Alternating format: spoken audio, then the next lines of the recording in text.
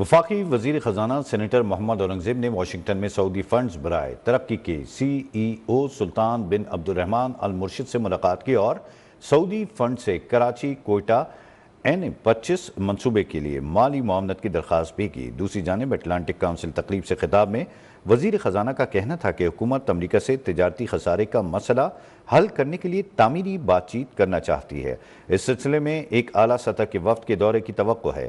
وزیر خزانہ کا کہنا تھا کہ امریکہ سے ٹیرف رکاوٹوں کو ختم کرنے پر بات چیت جاری ہے۔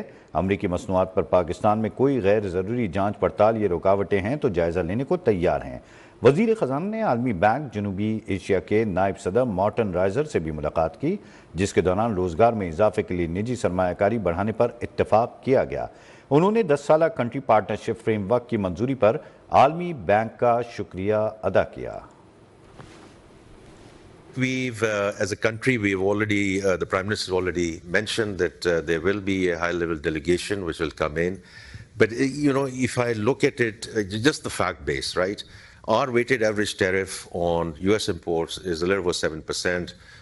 On the other side, our exports, the weighted average tariff is a little over 10%. So I don't think it's really about tariffs. It's the situation around the imbalance, if you want to call it, on the trade side. We don't necessarily see that as a big issue. The high-quality cotton is already being imported. Can we do more?